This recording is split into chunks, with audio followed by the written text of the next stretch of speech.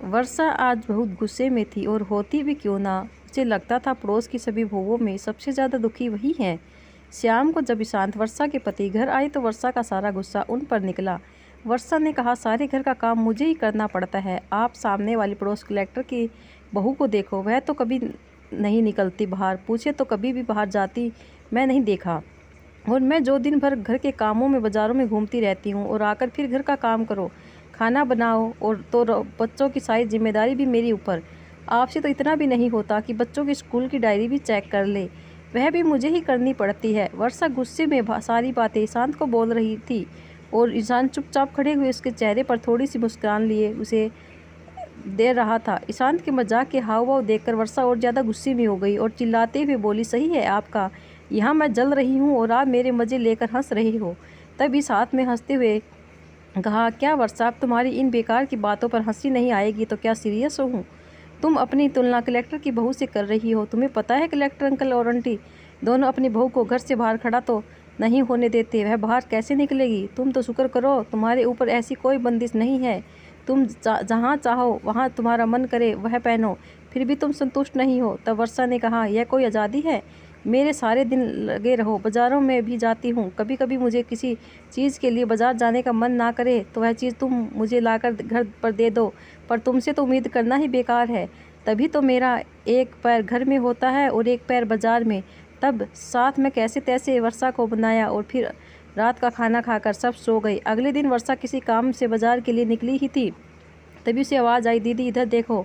वर्षा आवाज़ सुनकर भी अपना वहम समझकर आगे बढ़ने लगी। फिर दोबारा उसे आवाज़ आई, तब उसने देखा कलेक्टर अंकल की बहू अपने कमरे की खिड़की से उसे आवाज़ दे रही थी। जब वर्षा ने उसकी तरफ देखा तो उसे इशारा करते हुए अपने पास बुलाया और कहा, भाभी क्या आप मुझे लाल रंग का सूट ला दोगे?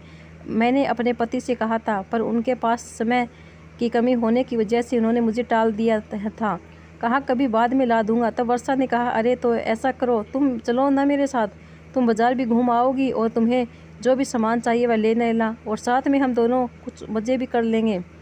इतना सुनते ही कलेक्टर अंकल की बहू आंखों में आंसू आ गए और बोली, दीदी मेरी किस्मत आपकी जैसी नहीं है, मैं अपनी पसंद से कोई भी चीज़ नहीं खरीद सकती हूँ, जो भी कुछ घरवाले अपनी पसंद से लाकर देते हैं वही पहन लेती हूँ मैं। भाव तो ना, यह लोग मुझे कहते हैं, बहू तुम चार दीवारी में ही रहो तभी हमारे घर की शोभा है। आज के ज़माने में भी मेरी सास मुझे घर से बाहर नहीं जाने देती और ना ही पड़ोस में किसी से बात करने देती है।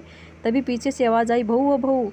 वह अपनी अधूरी बातों को बिना पूरा करे ही अंदर चली गई और उसके अंदर जाने के बाद वर्षा यह सोचने पर मजबूर हो गई कि किस्मत किसकी ख़राब निकली, मेरी कि मुझे अपने घर और बाहर दोनों का काम संभालना पड़ता है, या कलेक्टर अंकल की बहू की जो अपने घर के बाहर भी खड़ी भी नहीं हो सकती। वर्षा सोचने लगी कि मैं तो हमेशा यही सोचती थी कि कलेक्टर अंकल की बहू के तो ऐस है जो उसे घर पर बैठे बिठाए हर सामान मिल जाता है, पर आज वह अपनी किस्मत को सराह रही थी, क्योंकि चाहे काम के बहाने ही सही वह घर से बाहर निकल तो सकती है, अपनी पसंद का कुछ भी खरीद सकती है।